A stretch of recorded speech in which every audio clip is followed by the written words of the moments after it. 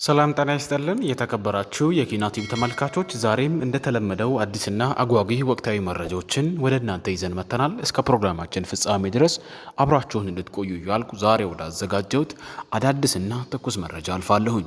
ከግንቦት 1 ጀምሮ የሞተር ብስክሌት ተሽከርካሪዎች ያለ የዲጂታል መታወቂያ መንቀሳቀስ አይችሉም። የአዲስ አበባ ትራፊክ ማኔጅመንት ኤጀንሲ የሞተር ብስክሌት ማንቀሳቀሻ ፈቃድ በዲጂታል መታወቂያ ወይም በዲጂታል አይዲ መተግበሪያ ስራ ላይ ሊውል በሂደት ላይ መሆኑን ማሳወቁ ይታወሳል።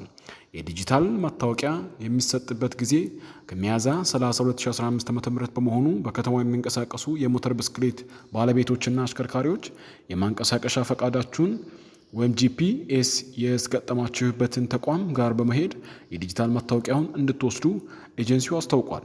ከግንቦት 1 2015 ዓ.ም ጀምሮ በሞተር ብስክሌቶች ላይ በሚደረገው ጥብቅ ቁጥጥር የዲጂታል መታወቂያ ወይም ዲጂታል አይዲ ያልያዘ ሞተረኛ በከተማው መንቀሳቀስ እንደማይችልና ያለ ዲጂታል መታወቂያ የሚንቀሳቀሱት ላይ ሕጋዊ እርምጃ እንደሚወሰድም መሆኑን ጭምር ነው ኤጀንሲው የገለጸው። በተያያዘ ዜና ተሞክሮ የተቀመጠው ኮንክሪት ፖል የሁለት ሕፃናትን ሕይወት ቀጠፈ። በደብረ ማርቆስ ከተማ አስተዳደር ቀበሌ 20 ልዩ ቦታው ኢናራት ተብሎ ከሚጠራው አካባቢ በትላንትናው ዕለት የተከመረ ኮንክሪት ፖል ላይ ሲጫወቱ ከነበሩ 5 ሕፃናት ውስጥ ፖሉ ተንከባሎባቸው 2 ሕፃናት ሕይወቱ ማለፉ የከተማው ፖሊስ አስታውቋል።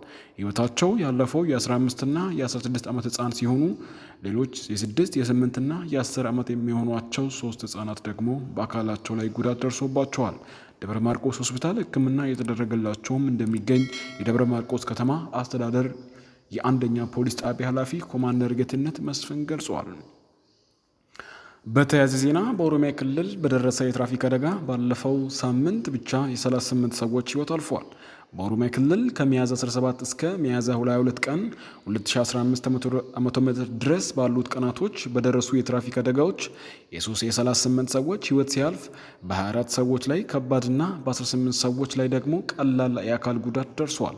አደጋዎቹ ከጠዋት 12 ሰዓት እስከ ምሽቱ 11 ሰዓት የተመዘገበ ሲሆን አብዛኞቹ የሞት አደጋዎች የደረሱ በጭነትና በሕዝብ መመላለሻና በሶስት እግር በተለምዶ ባጃጅ ተሽከርካሪዎች የተከሰቱ መሆናቸውን ተገልጿል። የአደጋዎቹ ሁኔታ ካለፈው ሳምንት ጋር ሲነጻጸር ጨምሯል ተብሏል። መንስኤዎቹ ለእግረኛ ቅድሚያ አለመስጠት፣ ከፍጥነት ወሰን በላይ ማሽከርከር፣ የተሽከርካሪ የቴክኒክ ችግር፣ ርቀትን ጠብቆ አለማሽከርከር ናቸውም ተብሏል።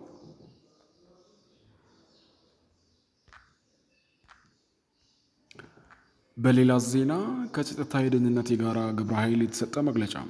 የጸጥታና የደህንነት የጋራ ግብረ ኃይል የራሳቸውን አደረጃጀት ፈጥረው መንግስት በህገ ወጥ መንገድ ለመተካት ያሰቡ አካላትን ተልዕኮ ለማክሸፍ የጀመረውን ተግባር አጠናክሮ ቀጥሏል። የሀገሪቱን ህገ መንግስታዊ ስርዓት በኃይል ለማፍረስ እኩይ የፖለቲካ ፍላጎት ለማሳካት ከፍተኛ አመራሮችን በመግደል በህብረተሰቡ ውስጥ ሽብርና ፍርሃትን በመፍጠር እኩይ ፍላጎታቸውን ለማሳካት በህገወጥ መንገድ ተደራጅተው ሲንቀሳቀሱ የነበሩ ጽንፈኛ የሽብር ቡድኖች እንቅስቃሴና ድርጊት እያማከነ ነው። በዚህ መሰረት ባለፈው ጊዜ ከወሰዳቸው እርምጃዎች በተጨማሪ በዛሬው ዕለት ጽንፈኛው ቡድን ሰሜን ወሎ ዞን ተኩላሻ ጫካ ቆፍሮ ያዘጋጀውን ስቶር ውስጥ የቀበራቸውን የተለያዩ የጦር መሳሪያዎችና ተተኳሾችን ማያያዝ የጸጥታና የደህንነት ምንጮች ገልጠዋል። ይሄ ህገወጥ ኃይል ወደ ሰላም መንገድ እንዲመጣ የቀረበለትን አማራጭ በእርግጥ በጥፋት ኃይልነት ለመቀጠል ያቀደው መንገድ በጸጥታና የደህንነት አካላት እየከሸፈበት ይገኛል። ከሀገር ውስጥና ከውጭ በገንዘብና በፕሮፓጋንዳ ተደራጅተው የሽብር ተግባር ለመፈጸም የተመሰረተው ይህ ህገወጥ ቡድን አዝማቾቹና ዘማቾቹ በቁጥጥር ስር እየዋሉ ይገኛል። ለዚህም የሽብር ተግባር ያከማቻቸውን የጦር መሳሪያዎችም በጸጥታ አካላት እየተያዙ ናቸውም ተብሏል። በትናንትናው ዕለት ከተያዙ ህገወጥ መሳሪያዎች በተጨማሪ በዛሬ ዕለት ከላይ የተገለጡት የተደበቁ መሳሪያዎች መገኘታቸውን ተገልጧል። ህብረተሰቡ እያሳየ ያለው የጽንፈኞችን የጥፋት ሴራ የማክሸፍና ለጸጥታ አካላት የሚያደርገውን የመረጃ ድጋፍ አጠናክሮ እንዲቀጥል የጸጥታ ግብረ ጥሪ አቅርበዋል። በሌላ ዜና የሀላላ ኬላ ሪዞርት ህዝብን በማስተባበር የተፈጥሮ ሀብታችንን በአጭር ጊዜ ውስጥ ለልማት ማዋል እንደሚቻል ትምህርት የሰጠ ነው። የክልል ርዕሰ መስተዳድሮች አዲስ አበባ ሚያዝያ 23 2015 ዓ.ም ኢዜአ የገበታ ለሀገር አክል የሆነው የሀላላ ኬላ ሪዞርት ህዝብን በማስተባበር የተፈጥሮ ሀብታችንን በአጭር ጊዜ ውስጥ ለልማት ማዋል እንደሚቻል ትምህርት እየሰጠ ነው ሲሉ የክልሉ ርዕሰ መስተዳድሮች ተናገሩ። ጠቅላይ ሚኒስትር ዶክተር አብይ አህመድ የገበታ ለሀገር አካል የሆነውን የሀላላ ኬላ ሪዞርት መርቀው ከፍተዋል።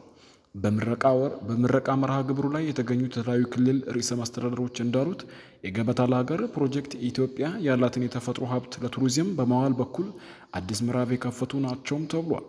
በተጨማሪም በኢትዮጵያ አዲስ የፕሮጀክት ግንባታ አፈጻጸም ያለማመዱ መሆናቸውን ነው ያነሱት። የኦሮሚያ ክልል ፕሬዝዳንት ሽመልስ አብዲሳ ፕሮጀክቱ ኢትዮጵያ በአጠረ ጊዜ ውስጥ ከድህነት ማውጣት እንደሚቻል በተግባር ትምህርት የሰጡ መሆናቸውን ነው ያነሱት።